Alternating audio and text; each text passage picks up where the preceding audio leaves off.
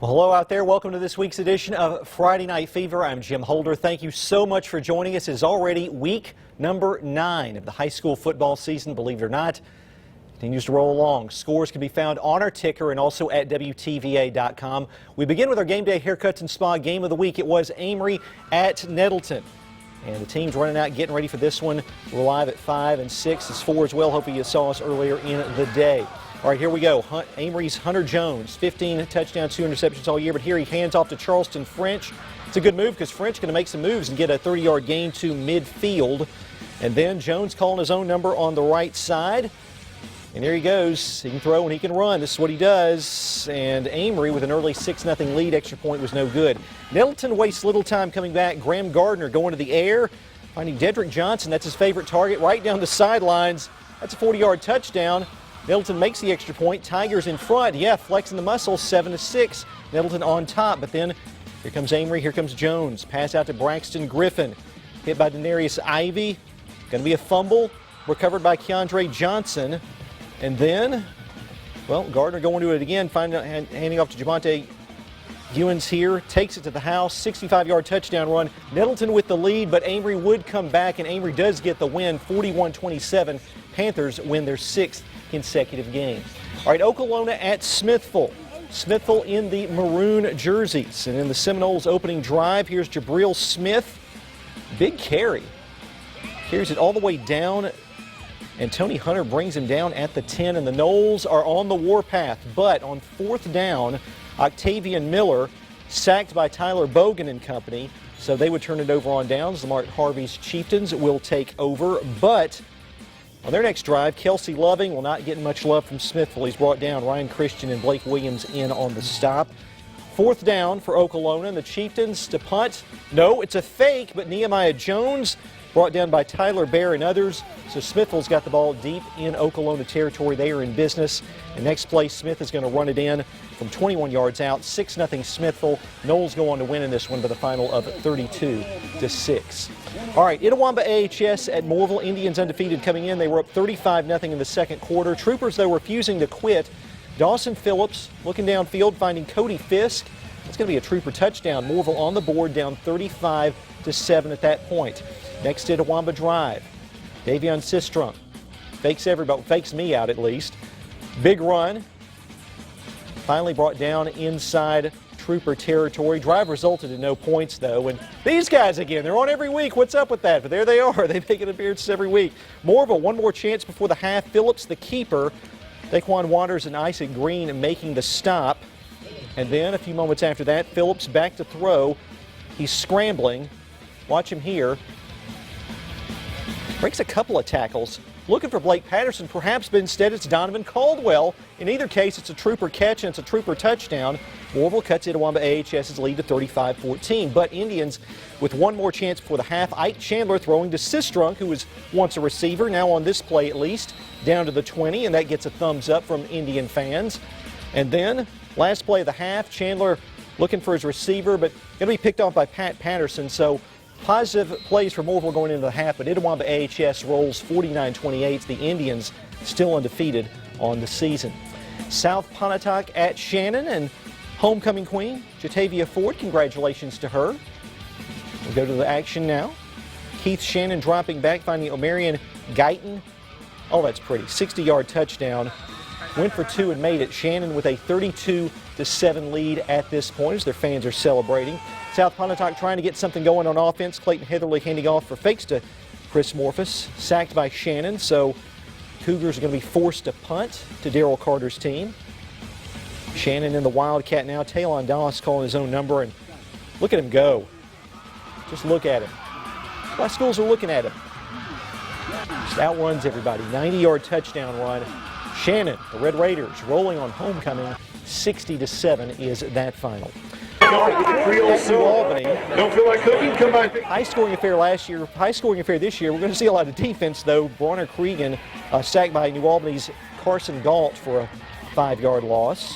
Cheerleaders like that play. Probably wouldn't like this, though. Charlie Lott now for New Albany, sacked by Devontae Brown. That will go for a loss, of course. A few plays later, Lott back to throw again, this time sacked by Elgin Harris and a host of Warriors. And Corinth Don't see any offensive plays, but trust me, a lot of points in this game. Corinth wins 56-20. Tishomingo County at North Pontotoc. And the Vikings strike early. Tyler Hill, not the Tyler Hill that used to anchor for WTVA. This is another Tyler Hill. In any case, he's going to go 60 yards for that touchdown. Extra point was no good, but North Pontotoc on top early. Braves trying to answer. Charlie McAnally handed off to Tyrell Duckett, but he's met by a host of Vikings for a loss on this play. Not much going for Tishomingo County on this drive. In fact, they lose yards on this play on the fumble. In the end, North Pontotoc is going to get the win. 38-7 is that final.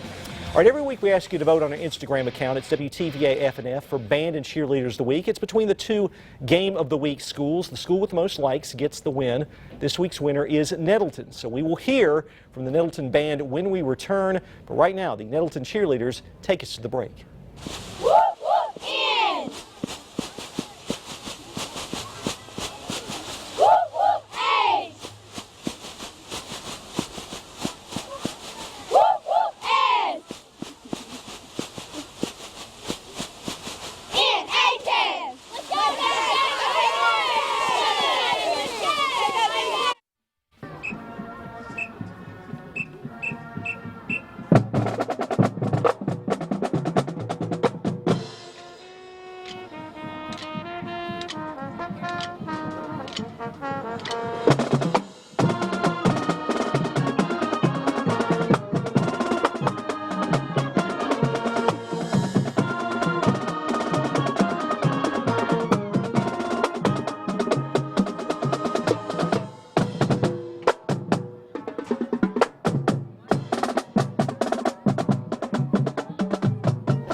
Give Love a Bad Name, the old Bon Jovi tune. Like that from the Nettleton Band, our Band of the Week. Congratulations to them. Welcome back to Friday Night Fever. I'm Jim Holder.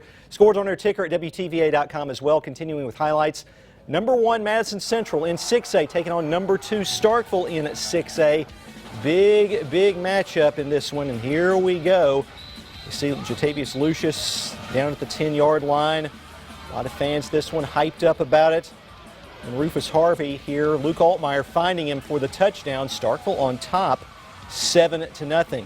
But the Jaguars struggle offensively, at least early, so the Yellow Jackets going to get it back. Altmaier looking for Harvey. Can it come up with that one? Jaguars had a chance to tie the game with a late field goal, but Starkville hangs on to win. Beat the number 1 team in the state, 24-21 is that final. Big win for the Yellow Jackets. Meanwhile, not far from there, Starkville Academy hosting the number 1 private school team, Heritage Academy. The Patriots are already up 34-0 in the second quarter. They're undefeated so far this season. Vols hanging in there, though. Dylan Stark with that catch for a first down, and then Stark on the receiving end of this one. Touchdown.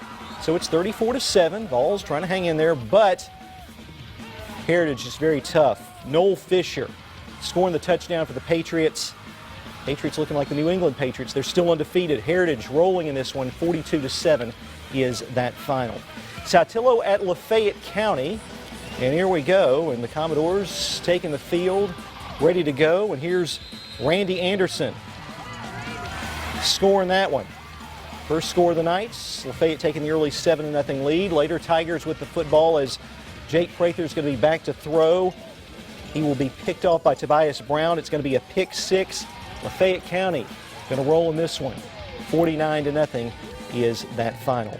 How about the Schooner River rivalry? Bruce at Calhoun City. These rivals been meeting for a long time. Big division matchup there.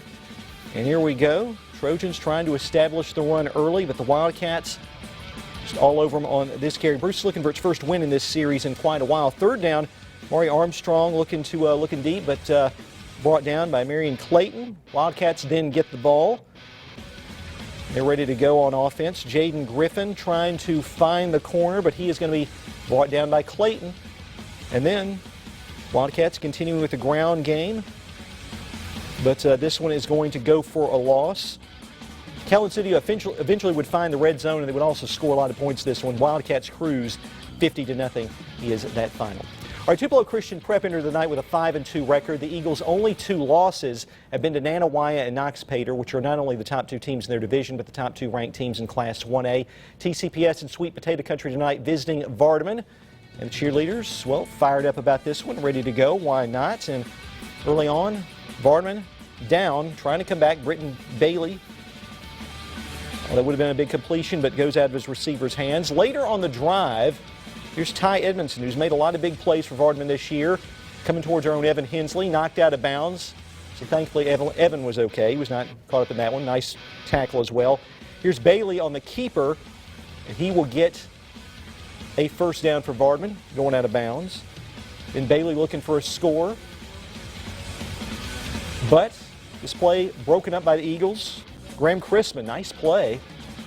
And then 4th and long for the Rams. Bailey looking deep. Can't bring this one in, though. And TCPS rolling tonight. Eagles cruise 60-28 is that final. Aberdeen at Houston. Hilltoppers trying to snap a skid, trying to get back to their winning ways, and they were up 30-0. Here's Aberdeen. Jonathan Moore with the carry, but can't convert on 3rd down, so Topper's going to take over on offense. Julius Lyon here with the carry. Not much yardage on that play. And then Ja'Cory Golden, the jet sweep, big gain, and gets a first down. Toppers trying the same jet sweep again. Bulldogs all over it on this play. Short gain, picked him up. And then Shamar Crawford, well, here's Shamar Crawford on the sweep. Where is he? There he is. He'll score the touchdown. Houston, big win tonight at home. 52-6 is that final. Caledonia at Pontotoc, and the Warriors, they had a rough start to the season, and they've been rolling in division play here.